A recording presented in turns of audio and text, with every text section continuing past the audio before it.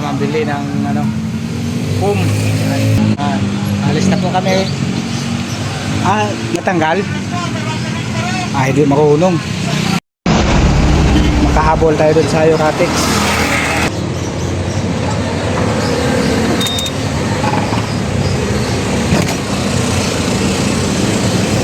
Let's go! Tayo na at baka masarahan tayo ng Euratics foam. Ayun. Bilis-bilisan lang po natin at alas 4:30 na. Ayun. Alas 4:30 na, mga busing. Tayo na mama. Tara na. At nasa biyahe na tayo papuntang Euratics foam. Dito pa lang tayo sa Road 1 Project 6. Road 1 Project 6 Quezon City. Ayun maganda naman ngayon lang naman muli tayo nakapag video kasi sa nasira yung natin yung chin mount ng hold phone holder natin sira. Ayun, bumili naman tayo muli at pero naman tayo magamit. Ayun, nasa Mindanao Avenue na po tayo. Siguro may 10 minutes before bago natin marating ang Euratics foam. Ayun, nasa Mindanao Avenue na po tayo. Iikot lang tayo dito sa Mindanao Avenue. U-turn tayo dito. Ayun, mula Project 6. Ayan, U-turn tayo dito at konting kimbot na lang. Malapit na naman ang Euratics foam. Mga 10 minutes lamang siguro. Ayun, takbo natin. Ayun, medyo mabagal lang po ng takbo natin at hindi naman tayo nang mamadali. Ayun, angkas natin yung misis natin. Ayun, gusto ka naman dyan mama sa likod. Okay lang ba? Ayun, medyo blurred lang yung kuha natin kasi awan ko ba bakit ganyan na yung kuha natin. Dati naman malinaw. Ayun, ayan, Mindanao Avenue na po tayo at nasa area na po tayo ng Pag-asa. Ayun, kung pansin nyo yung dulo na yan yung Trinoma. Ayun, yan yung Trinoma at yung kabila naman niya sa left side na yan ay yung nagawang subway ng MRT7. Ayun, MRT7 station,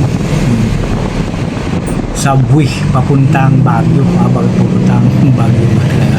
Hindi ko pa alam kung papuntang Baguio yan. Ayun, nasa kanan tayo dito papasok sa SM North of Insa. Pag-asa pa rin ito. Pag-asa na lugar. Dito lang tayo dumaan sa may iskinita mismo kasi sa looban po ito shortcut ng papuntang SM. Ayan, ito pa rin sakop ng Pag-asa. Pag-asa, barangay Pag-asa. Nagkakamali tayo. Ganito lang pa ganito kahirap yung magbublang, medyo nabubulol tayo pagdating sa mga pananalita natin, pero yung iba ang galing talaga, hindi tayo katulad nila na matatalino o mayroong talaga sila, mayroong ano ba tawag doon, yung talent sa pagsasalita. Ako naman yan yung habang tumatagal nasasanay na rin tayo sa pananalita natin. Ayun, kaliwa po tayo dito at papasok na po yan ng SM North Insa. Ayan, papasok na po yan ng SM North Insa. Ayan, left side tayo dyan. Ayan, left side. Ayun, yan mismo yung SM. Ito yung gate ng SM North Insa. Yung entrance nila dito sa likod. Ang pinaka main entrance nila dun sa harap sa may Insa Highway. Ayan, dito lang po yan sa likod. Yung annex na sabi nilang annex, building annex. Ayun, sa mga manonood ko dyan ay shout out sa inyo. Ayun, Kung hindi ko man kayo mabanggit, paki-comment naman ang inyong mga pangalan dyan sa baba. Ayun o. Para i-shoutout ko kayo sa susunod na aking pag-upload. Sa susunod na ating pag-upload, ayun, shoutout sa mga suki kong viewers dyan o. Shoutout sa inyo. Ayan. Itong right side na yan ay yan na yung mga furniture area at yung Abinson. Yan. Yan yung SM Annex na sinasabi nila. At yung sa dulo naman yan, yung bilihan ng mga cellphone, building ng annex pa. Annex. Ayan, bilihan ng mga cellphone dyan, lahat ng mga cellphonean. Dati dito yan sa kanan area. Ngayon lumipat na dito sa dulo, dun sa may annex. Noong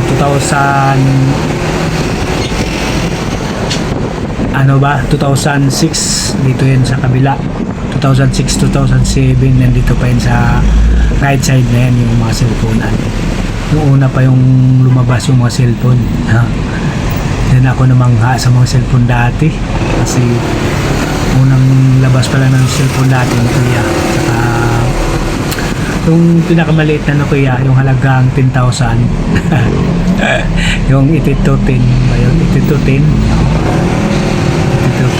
yan. Yan dati yung lumabas na pinakamahal na cellphone, 15,000. Yan dati yung pinakamaliit na cellphone at wala nga ilang camera, kaya lang napakaganda namang cellphone. Ayun na, sa sumunod na lumabas na yung kuya, 32 yung yung malaki. Ano bang pangalan nun? Ayun. Malabas na po tayo ng EDSA. Yan yung school ng San Francisco School. San Francisco School. Ayun o. Natutanaw na po natin yung EDSA. Malapit na po tayo sa Euratics Foam. Malapit lang po dito yan. At siguro may babiyahe lang tayo ng mga 5 minutes mula dito SM North EDSA hanggang sa Euratics Foam. Padaanin lang natin yung mga tumatawid. Ayun. Galang po natin yung mga tumatawid kaya para iwas tayo sa disgrasya. Ayan. Ayan. Ito na yung kabaan ng EDSA. Matraffic na lugar. Pagdating na talaga natin dito sa EDSA, ito talaga yung pinaka-traffic na lugar. Yung kabaan ng EDSA. Ayan. Shoutout sa lahat at mabuhay kang lahat sa araw na ito. Kamusta kayo? Kamusta kayong mga kapwa ko biyaheros at biyaheras sa mga oras nito? Shoutout sa inyong lahat. Ngayon ay magpapalit tayo ng ating foam. Tingnan natin doon kung dito sa pinaka-main nila kasi mura yan dito sa pinaka-main nila. Ayun. Kunting na lang at makarating na po natin yung Euratics Foam. Shoutout sa mga kapwa ko riders. Huwag mainip ang ulo sa panahong ito at medyo traffic ang sitwasyon dito sa EDSA. Ayun yun, ang bilis naman mabilis naman at hindi gaanong matraffic dito sa kanang area. Ayun, papuntang Makati, Ortigas, Ayala. Ayan. Pagdating natin dito sa unahan, kakanan tayo dito. Ayan, papasok ng Project 7. Project 7. Project 7 na po to. Ayun shout out sa mga taga Project 7 dyan. Ayun, kung sino man sa inyo ang nakapanood nito ay mabuhay tayong lahat, mabuhay kayong lahat. Kamusta kayo sa araw na ito mga bossing? Ayun. At magpabalik po tayo ng Euratics Foam. Subukan natin dito sa pinaka-main branch nila kasi dito ay mas mura yung bilihan ng ating foam. Euratics foam, branded po yan. At hindi po yung foam na ordinary. Ordinary foam kasi madali lang masisira. Ayun. Ayun, ito yung street ng kalimutan ko na street na ito. Pero kabisado ko yung daanan. Pero yung street di ko kabisado. Ganun ako eh. Pero mga kabisado ko yung lugar na aking pinagdadaanan. Pero yung mga street, hindi ko alam. Hindi ko alam kung anong street ang aking pinapasukan. Pero alam kong dadaanan yan. Kaya ganito. Lagi ako dumadaan dito sa area na ito. Kaya kabisado po natin yung lugar. Hindi lang po natin kabisado yung mga street nila. Kailangan din ng talaga yung kabisaduhin yung mga street na yan, no? Kailangan din talaga kabisaduhin yung mga street para may mga tanong, malalaman din natin, paalam din natin sa kanila kung anong street natin pinagdaanan. Kaliwa, kanan po tayo dito. Kaliwa pala. At kunting ano na lang at Euratics foam na. Ayan. Ito lang area na to ay hindi pa rin natin kabisado ito na samantalang lagi man tayo dito dumadaan, hindi natin kabisado yung street. Pero yung lugar, kabisado natin. Ayun. Kunting tiis na lang at makating na po natin ang Euratics foam na ating pinapangarap na higaan. Ayun. Yung bansang Euratics foam ng ating bansa. Ayun. Pambansang higaan. Pinagmamalaki natin yung Euratics foam kasi napakaganda naman niya talaga at tumatagal talaga. Ito yan na yung Euratics foam na sinasabi natin. Ayun, no? Yan.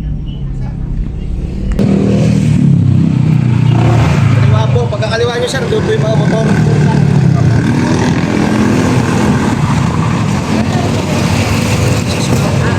Okay na?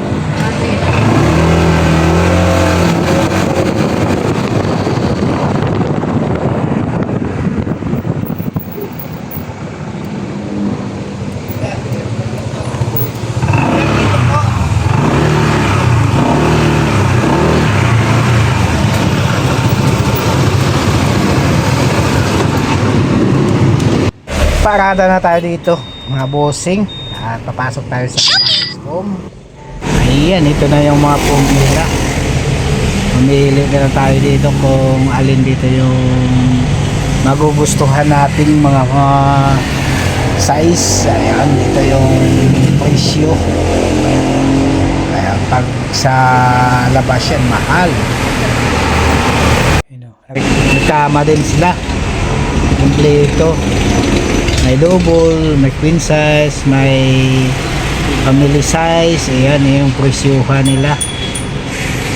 15,000 kasama na yung kama, no, yung king size nila. Mas mura yung king size nila, 12,000 lang. Ano?